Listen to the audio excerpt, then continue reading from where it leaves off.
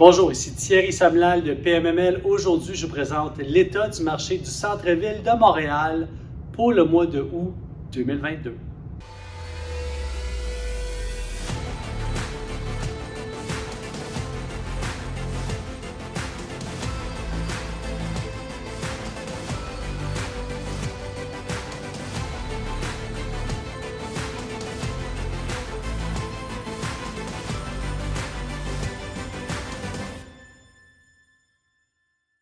Donc, nous sommes au mois d'août 2022.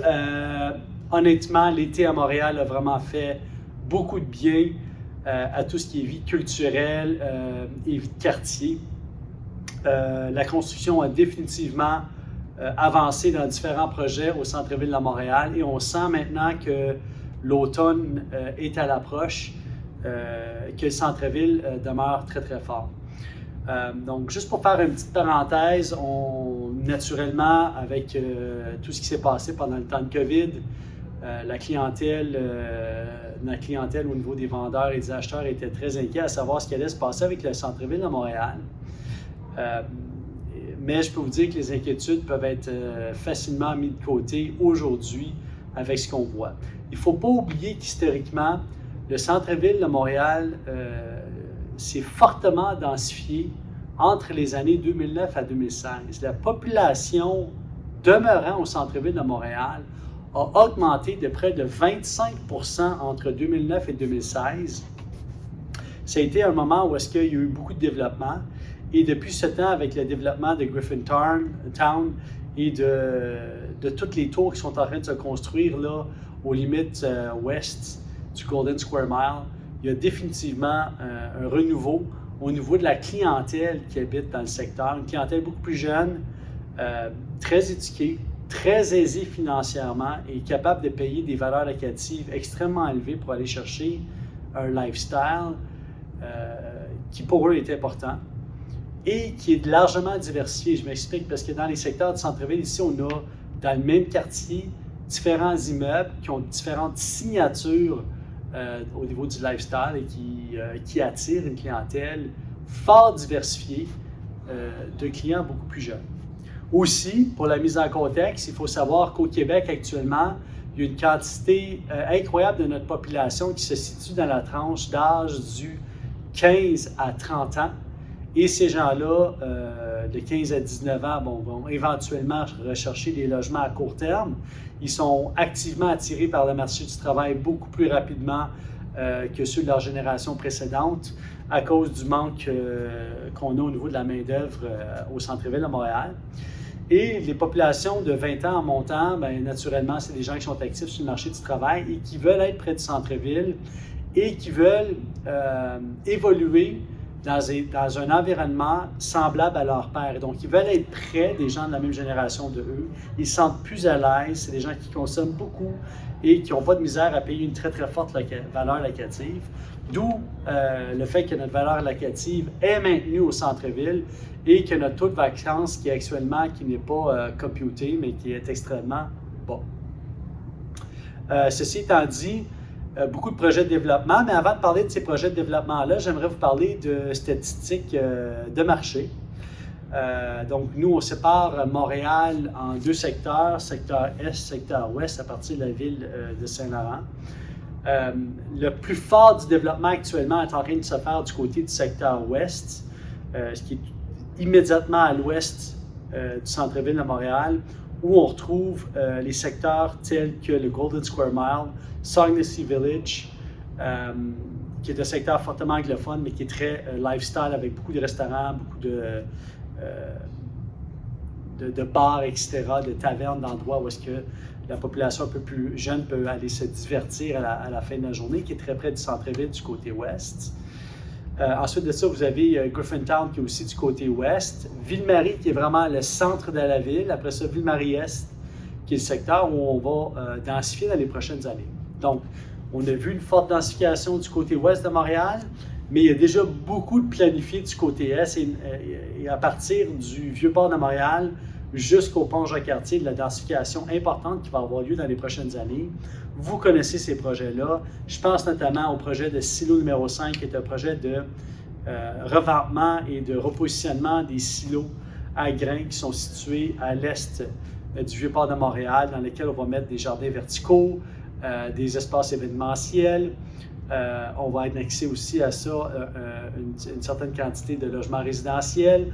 De là, on va développer le côté centre-ouest du centre-ville de Montréal, centre-sud-ouest du centre-ville de Montréal, le long du canal de la Chine. On va continuer le développement.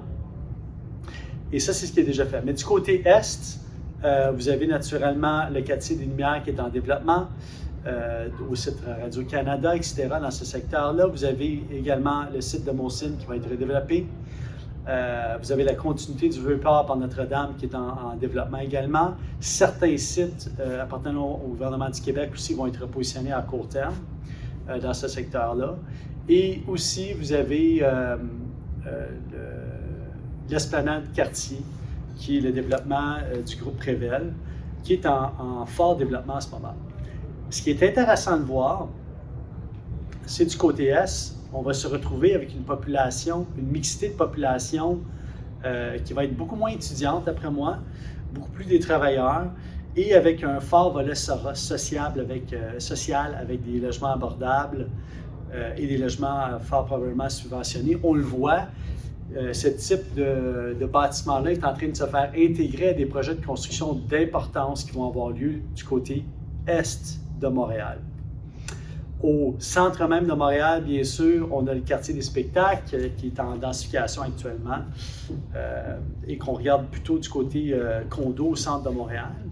Mais en termes de valeur locative future, donc la quantité d'argent qui va être pompée par des locataires qui vont nouvellement accéder au marché du centre-ville de Montréal va être effrayant dans les prochaines années.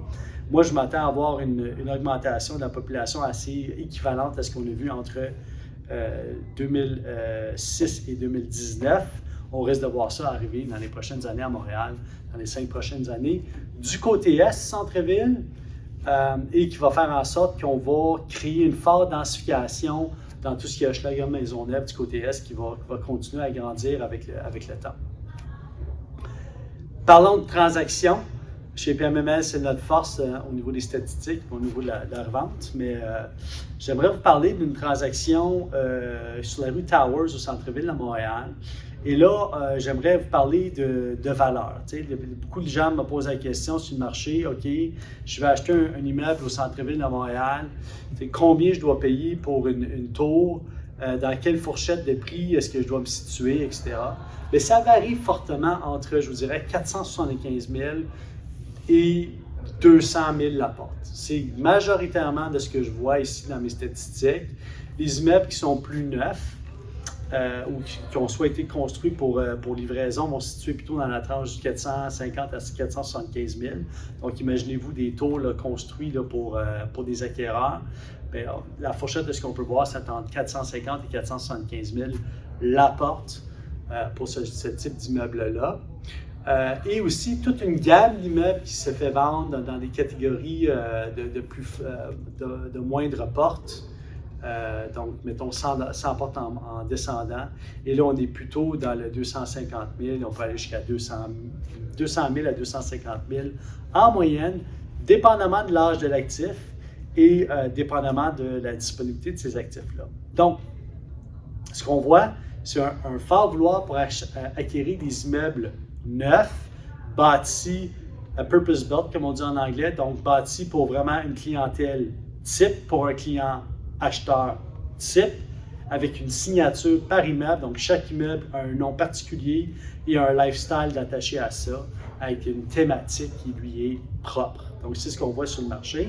Ensuite de ça, on voit des gens qui achètent des immeubles pour les repositionner. Ça, c'est au niveau multilogement. Aussi, au niveau multilogement, il faut qu'on regarde tout ce qui se passe au niveau des transports en commun et on va faire un lien d'attache avec tout ce qui est bureau puis commercial aussi par la suite, là, parce que c'est un écosystème, le centre-ville de Montréal. On a des espaces parcs, on a des espaces de villégiature, on a des résidences, on a une vie économique, commerciale, puis on a des espaces bureaux. Donc, j'aimerais vous couvrir tous ces éléments-là. Et j'aimerais vous parler de tout ce qui est densification autour des stations de métro et au niveau des pointodes. Autour des stations de métro, si on regarde par exemple la station Lucien Lallier, qui est une station de métro typique standard, autour de ça, nous avons le développement de toutes les tours là, pour ceux qui vont du côté du Centre Bell, etc. Vous allez voir la quantité de tours là, qui est en train de se faire développer dans le secteur. Je pense au tour Yule, je pense à toutes les constructions neuves qui vont avec ça. Et toutes les nouvelles grues que vous allez voir à Montréal sont dans cette zone-là. Je pointe par là parce que notre bureau est juste ici à côté de ça. Si on va du côté est de Montréal, près des stations de métro qui sont près du pont Jacques-Cartier, on voit tout un développement aussi qui est en train de se faire. J'ai même l'exemple d'un immeuble de 100 unités, construction 2017, qui a été vendu à un REIT en 2020, qui l'ont acheté pour environ 220 quelques mille la porte. Et là, ils viennent de revendre cet actif-là à un autre REIT pour 467 000 la porte. Donc, 200 en 2020, 220 000 la porte. En 2022, 467 000 la porte pour le même immeuble. Donc, faites le calcul, l'immeuble a plus que doublé en valeur en 2 ans.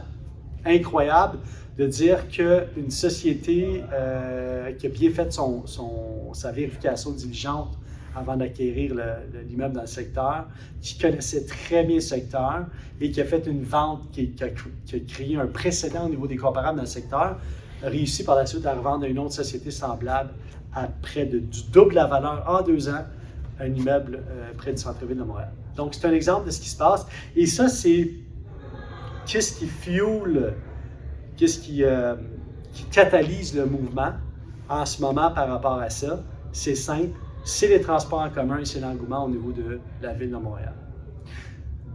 Parlons du REM. Je connais quelqu'un qui travaille dans la station REM McGill qui est en train de se faire compléter en ce moment. Là, ils vont faire la toiture et tout ça va être mis en opération quelque part en autour de 2024. La station REM qui est une immense station dans laquelle il y a une quantité incroyable d'argent qui a été injecté et qui va desservir directement la station McGill, fait en sorte que le centre même de Montréal va devenir vraiment un point de transit important.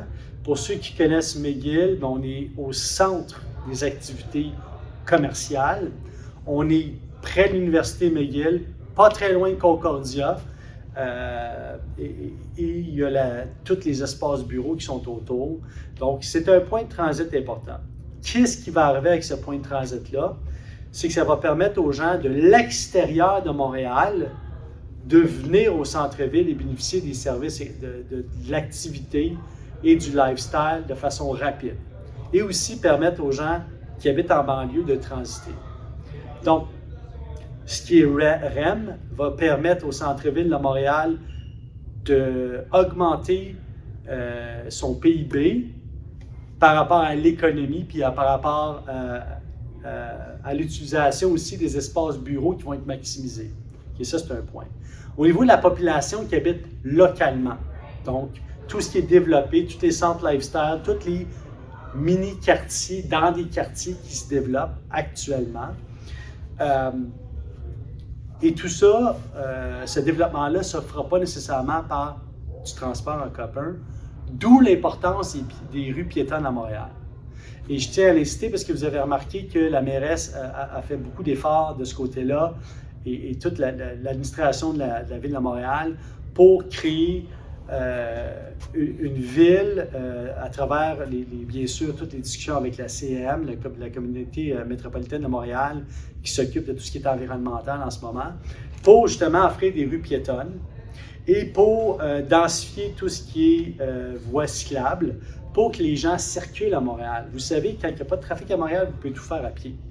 Moi, je quitte le bureau ici, je me rends au Vieux-Port de Montréal, je pars, des fois, j'y vais en jogging, je monte la montagne, c'est pas très loin, tout se fait à pied à Montréal. Et à partir du moment que vous êtes capable de faire ce type de circulation de population-là, vous êtes capable de densifier davantage sans avoir de problème de circulation et vous êtes également capable de maintenir des niveaux de loyer élevés à cause du lifestyle et de la qualité de vie qui va avec le type d'habitations qui sont là. Donc, on parle généralement de petits logements. Il y a beaucoup de studios à Montréal. Et pour en venir aussi aux statistiques, Montréal, il y a beaucoup de gens qui vivent seuls à Montréal. Donc, à Montréal, les gens vont souvent avoir les gens qui sont en couple vont souvent avoir chacun leur appartement. Puis on le voit plus dans les Griffintown, des gens qui vivent à 2, 3, etc. Ça, c'est au niveau multilogement. Maintenant, si on s'en va du côté de densification et de vente de terrain, j'aimerais prendre l'exemple du groupe Brivia, qui est un développeur que l'on connaît bien ici chez PMML, avec qui on a souvent des discussions. Et groupe Brivia avec Olympic viennent de faire l'annonce, du mois-ci, de l'acquisition de près de 300 000 pieds carrés de terrain aux angles des rues Guy, de la Montagne et William Barré. Donc ça, c'est pas très très loin du centre de Montréal. Au fait, c'est vraiment collé. Et de là, ils vont développer un projet. Et le développement du projet n'est pas tout à fait défini encore. Il reste secret, mais ça va être un site mixed-use dans lequel on va aller chercher toutes les catégories d'actifs possibles, optimiser le site au maximum selon les besoins du secteur, et ce site-là risque d'évoluer dans son développement à travers le temps. Chose semblable que Prével a fait du côté du pont Jean-Cartier. Ils ont fait un développement de site, et là, à travers le temps, le site a changé de look ou de vocation pour vraiment optimiser au goût de l'heure. Il faut comprendre que quand on achète un 300 000 pieds carrés de terrain et qu'on le développe, qu'on est en développement pendant 5, 6, 7 ans pour sortir son projet. Donc, ce qu'il faut faire aujourd'hui comme constructeur en 2022, c'est d'être capable de modifier son site à fur et à mesure qu'on avance dans le temps pour aller chercher, optimiser la valeur locative ou la valeur de revente du pied carré du site. Et c'est ce que le groupe Brivia va faire. Et c'est un exemple de ce qu'on voit à Montréal. Donc, tout ça pour vous dire qu'au niveau du développement de terrain, on voit aussi quelques petits lots qui sont en train de se vendre un petit peu partout à Montréal, donc au centre-ville. Donc, par exemple, par petits lots, je vous parle de lots de 5 6 000 pieds carrés, des fois moins, qui sont amalgamés à d'autres lots et sur lesquels il y a des immeubles de 1, 2 ou 3 étages qui sont voués éventuellement à être démolis pour une densification verticale, dépendamment des discussions avec la municipalité, et ce que l'urbanisme, bien sûr, va permettre dans les projets intégrés qui vont avoir lieu à travers le territoire du centre-ville de Montréal. On a parlé de multilogement, on a parlé de statistiques, on a parlé de population, on a parlé de terrain, on a parlé de transport en commun. Maintenant, il nous reste à parler d'immeubles à bureaux et de sites commerciaux. Qu'est-ce qui se passe de ce côté-là? Beaucoup de gens disaient qu'avec COVID, naturellement, la population rentre, sort de la ville, les gens ont fait un exode rural, les gens travaillent de chez eux. Mais je peux vous dire, moi, qui travaille au centre-ville de Montréal, que l'activité économique et la présence de population à Montréal pendant les heures d'affaires est élevée. Tous les jours, un peu moins le mercredi et avec beaucoup moins de volume le vendredi. Même s'il y a beaucoup moins de volume le vendredi dans les bureaux, on voit par contre que le volume est augmenté au niveau des centres lifestyle. Donc, tout ce qui est restaurant, lieu de repos ou de villégiature, etc. Tout ça est fortement exploité le vendredi en tout temps. Et ça, c'est pas seulement un phénomène qu'on voit dans la saison estivale de l'été, mais c'est vraiment de façon permanente. J'aimerais vous parler de 2 transactions de 2 tours. Une qui s'est vendue à près de 200 millions, une tour d'à peu près 25 étages sur McGill College. Et une autre tour qui s'est vendue à près de 33 millions. Et là, c'est une tour d'une 20aine d'étages sur Côte-du-Beaver Hall. Alors, et ces 2 acquisitions-là ont été faites par un groupe ici bien établi à Montréal avec une réputation exceptionnelle au niveau de la construction. Et ces 2 actifs-là viennent d'être acquis. Donc, on va voir exactement de quelle manière l'acquéreur va faire son optimisation à court terme. Mais ça fait quand même une transaction totale, si on combine les deux, même si ce n'est pas nécessairement les mêmes sites, de près de 236 millions de dollars d'investis dans ces acquisitions-là. Sans compter les multiples constructions qui ont lieu actuellement à Montréal. Je pense notamment à la tour de la Banque nationale, qui n'est pas très loin d'ici, qui est un espace bureau qui va contenir pas la totalité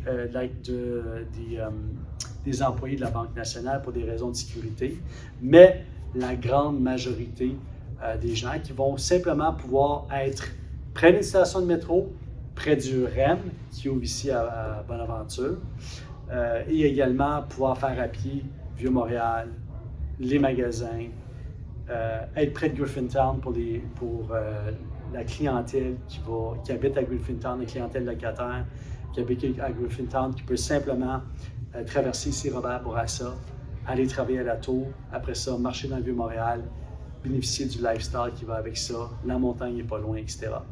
Donc, important de voir que quand il y a un groupe de cette taille-là, bien établi, qui s'y connaît bien en construction et qui est bien lié à tous les projets de développement qui vont avoir lieu dans l'Est de Montréal, fait l'acquisition de 2 tours, c'est que définitivement, il y a un repositionnement de l'actif et définitivement, il y a une vision de prise de valeur à court ou moyen terme sur l'île de Montréal. On le voit, les terrains sont prisés. Il y a une bataille incroyable en ce moment pour l'amalgamation de terrains dans le centre-ville pour densifier verticalement. Donc, on commence, au fait, on va rentrer dans l'automne avec un optimisme marqué pour le centre-ville de Montréal. Et puis, avoir, même avec la hausse des taux d'intérêt subséquentes qu'on a, qu'il y a un fort engouement. Donc, n'oubliez pas une chose, localisation, localisation, localisation, peu importe le marché. Si vous achetez dans un marché central tel que Montréal, vous allez garder votre plus-value à long terme. Ceci étant dit, j'ai moi-même plusieurs actifs à vendre au centre-ville de Montréal, moi et mon équipe, ici chez PMML. Donc, si vous avez des questions sur le centre-ville de Montréal, si vous avez des appréhensions, des questions sur qu'est-ce qui se passe, comment est-ce que je dois acquérir, à quel prix je dois vendre, etc., n'hésitez pas à me contacter. Bien sûr, on a notre site pmml.ca pour tous nos immeubles qu'on a à vendre en actif. On a un site qui s'appelle landdev.ai pour tous les terrains qu'on a à vendre également, pour les terrains qui sont à développer ou à redévelopper. Et également pour nos plus petits immeubles, on a notre site goplex.ca. Sur ce, je vous souhaite une excellente journée et on se revoit bientôt pour la prochaine capsule sur l'état du centre-ville de Montréal.